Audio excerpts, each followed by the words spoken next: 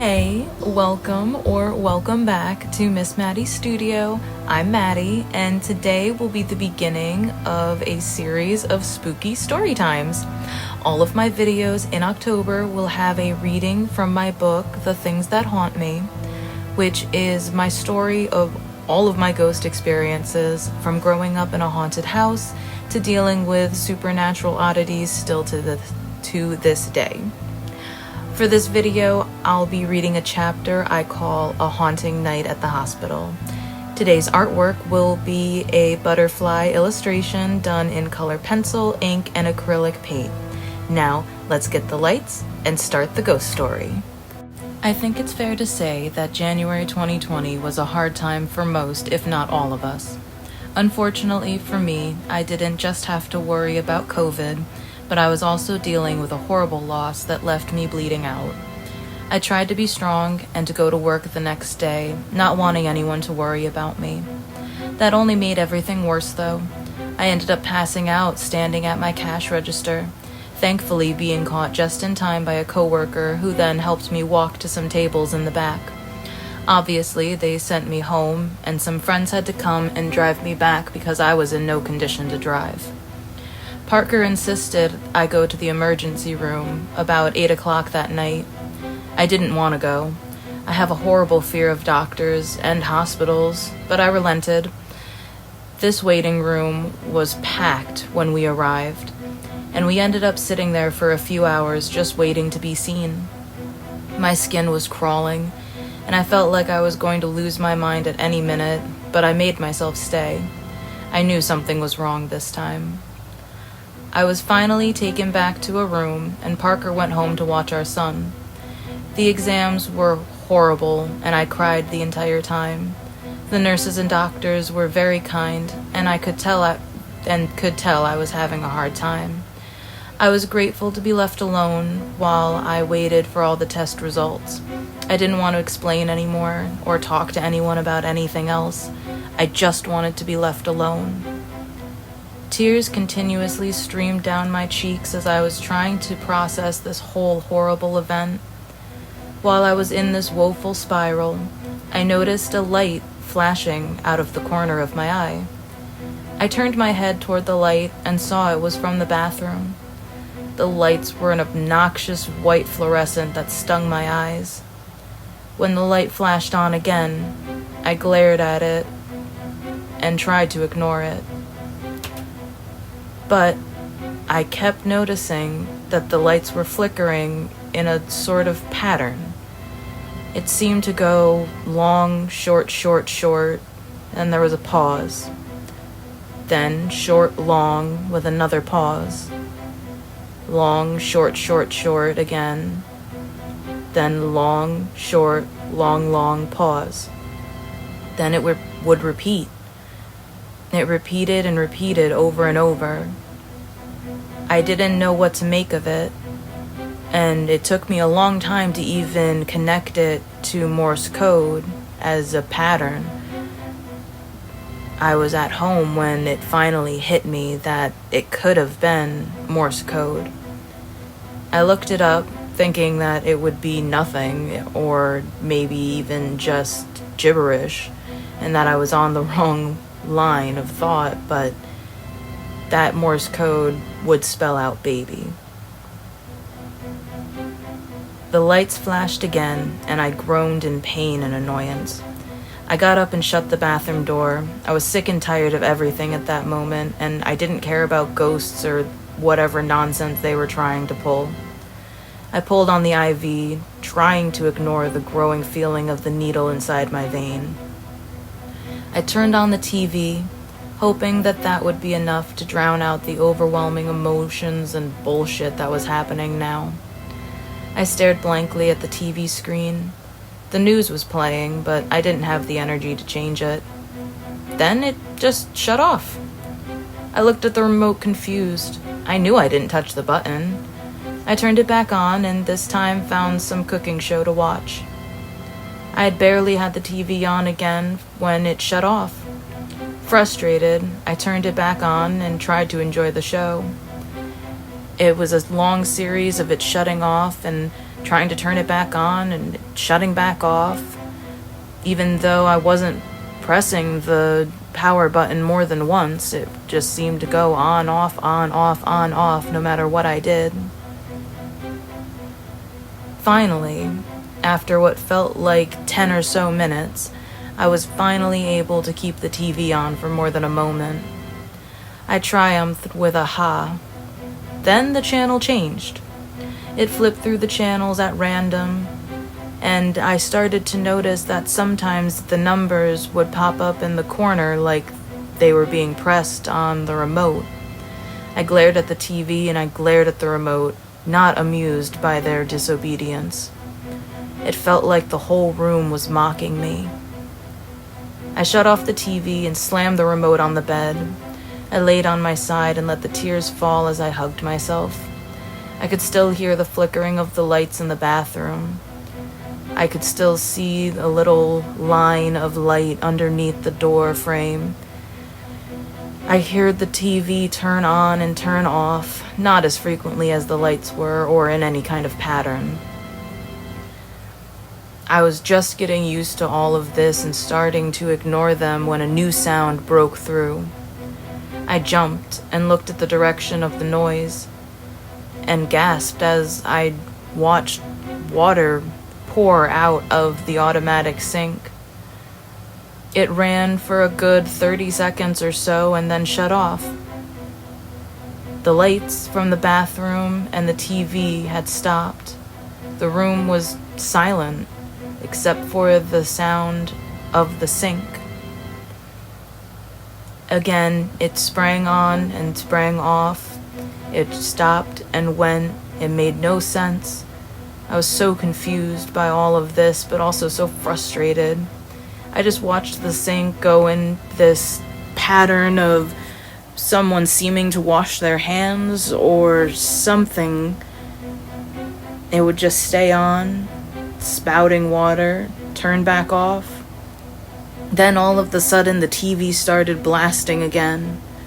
I was so frustrated. I was beyond any limit of what I could deal with in this hospital. So in a moment of complete frustration, I yelled, "That's it! I have had it with this nonsense. Cut it out and leave me alone." I felt silly yelling that to an empty room. But everything went silent. No more sink, no more TV, no more lights flashing. I stayed in that room for another hour of silence, fully able to watch the TV as much as I wanted, no changing of channels. I even used the bathroom at one point, and the lights stayed on.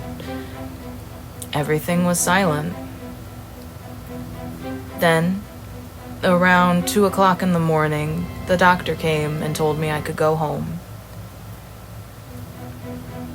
The roads at this point were bare. We were driving in a silent car. It was a very hard night for both of us, and there was a lot of tension. So we were just driving and silent. I tried to distract myself by looking out the windows and watching all the different buildings go by. Some giant skyscrapers with tall windows, some looking like they were made fully of glass. Others squat and wide, with large signs displaying whatever they were selling. I saw an entrance ramp to the highway that was mostly empty except for a singular dark blue sedan. I got to see the low yellow lights and thought that they looked rather dull. As the car got closer, I could see the driver. The car seemed to be driving at the same speed as us. It was directly next to us. I watched as the car came down the merge lane. I glanced over at Parker, thinking he should get over to the middle lane, give this person some room. I looked back at the car and heard the distinctive clicking sound of our turn signal. The car was next to us, close enough for me to reach out and touch it. I could see the driver clearly. He was a young man, late teens or early 20s. He was white, tall, with brown shaggy hair that fell around his ears. He was wearing a red, short-sleeved shirt, which seemed strange for January in New York. The car started to merge into our lane before Parker moved. I gasped and I was about to say something when the car vanished. One moment, it was a fully fleshed out car that was about to crash into us. Next, it was nothing. Gone. Vanished into thin air, nothing. Just open highway around all of us. I was stunned into silence. My mind was racing, trying to make sense of what had just happened. I was recalling all I knew about ghost car sightings and everything that I had seen on videos or heard about. I fought with myself, even if it was real. Did I hallucinate it? Maybe because of all the blood loss, passing out, the hospital stay, that was it, right? As I was deciding if I wanted to even ask Parker, he spoke up. "What the hell was that?" he asked, looking over at me. "You saw that too, right? I thought they were going to crash into the side of us." I was relieved that I didn't hallucinate and made a joke to him about keeping an eye out just in case it showed up again. That night, it luckily didn't show up anymore, but we got to talking about everything after the ghost car, so it was for the best, I guess. Okay, that was A Haunting Night from my book, The Things That Haunt Me, and next week I'll be reading the chapter, The Neighbor's Visit, so I hope you come back for that one. And a little bit about the artwork now. So, this is a rose maple moth in a different coloring. I haven't quite gotten to the coloring of her wings yet, but I've been obsessed with drawing rosy maple moths very recently. Lottie is wearing a cape which looks like their wings on last week's video of my bullet journal cover. And in my bullet journal, I have another picture that is a rosy maple moth as well. She's January's cover art. And I did even more before that. I've just been obsessed with them lately. They're just so pretty. Like, they're just so pretty. And let's see. I thought that making it the purple and orange, or purpley pink and orange, would make it a little more Halloween-y. And I really loved the blue with it. I really wanted to just contrast it. I thought that the skin was going to be pink and not natural looking. Like, I believe it looks pretty natural, like actual normal skin, and that was not what I was actually going for. I wanted it to be pink in contrast, or not contrast, so it looked similar to the wings, but that's okay. I actually really love how this one came out, and now I'm just doing some abstract acrylic paint brushing in the background in orange and pink to go with her wings. Just really making this as abstract as possible. This is before I taped the sides of it and I kept pushing it everywhere. And now I believe I taped it at this point because it literally was going all over the place. Now in with the pink, and I wanted it to look contrasting, so if the orange lines go in one direction, I have the pink lines going in the opposite. And I tried to use it a little bit like a shadow, a drop shadow underneath her feet. Kind of gives that impression, not really, but that's okay. And I had to fix some spots because she got spilled on by someone trying to throw garbage into my garbage can. Oh well. Nothing a little white acrylic paint can't fix, right? Alright, so we're wrapping up now. Thank you for watching today. I hope you enjoyed today's video and story. And please like, subscribe, and comment for the algorithm. And if you want to support me more, I have a Patreon, a TeePublic account, and a website. I'm going to start having shop updates, but that's not going to be until probably November, where I have actual merchandise to sell. So keep an eye out for that, and join me next week when we read another chapter of The Things That Haunt Me, called A Neighbor's Visit. Bye!